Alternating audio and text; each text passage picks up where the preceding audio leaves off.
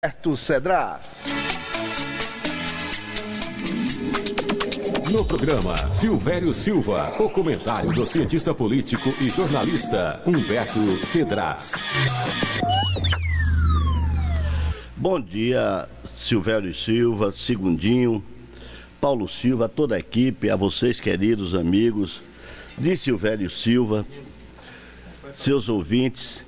Vou tratar hoje de um problema muito recente em Feira de Santana e vou falar sobre o transporte público em Feira de Santana.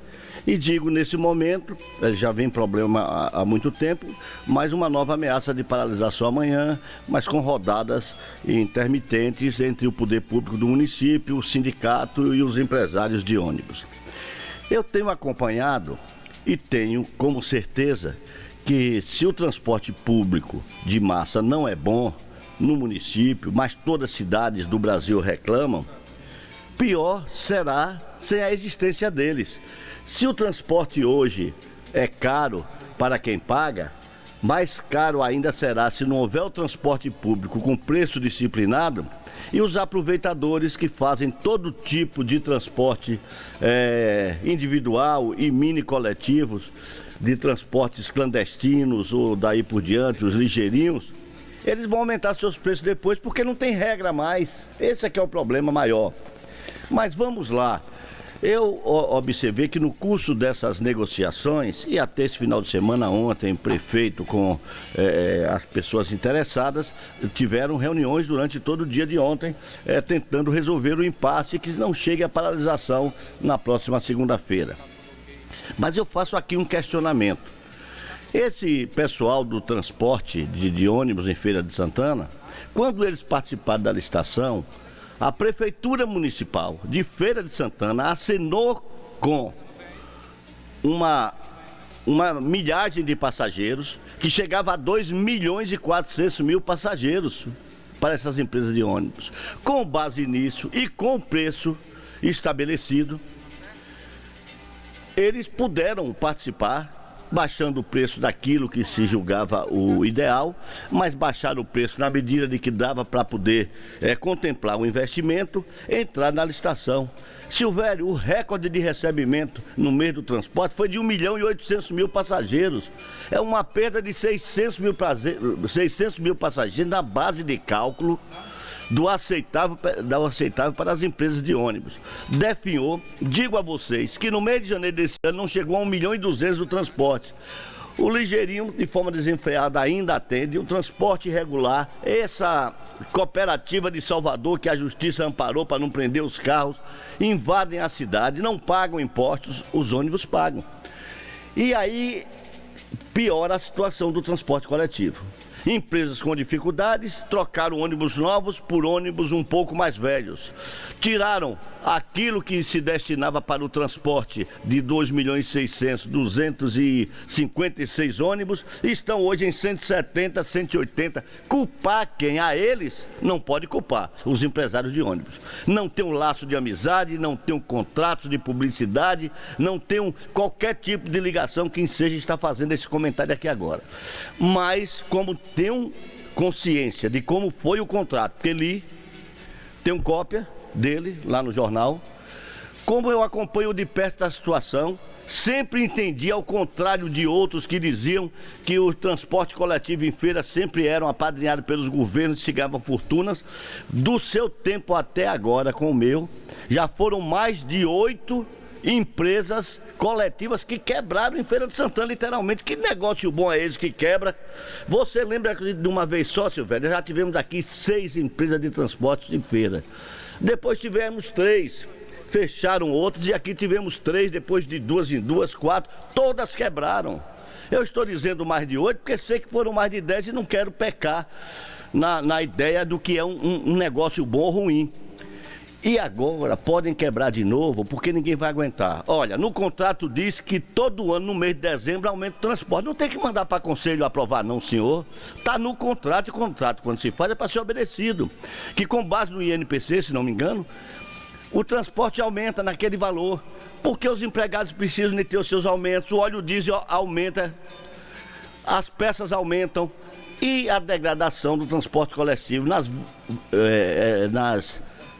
nos canais viários da cidade, nas ruas e estradas, não é aquele mais adequado.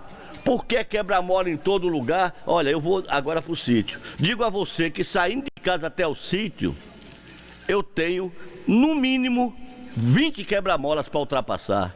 Agora imagine ônibus que passam por menos, que não saem daqui da minha casa. Se tiver 10, 15, 20, não aguenta, minha gente. Essa aqui é a realidade.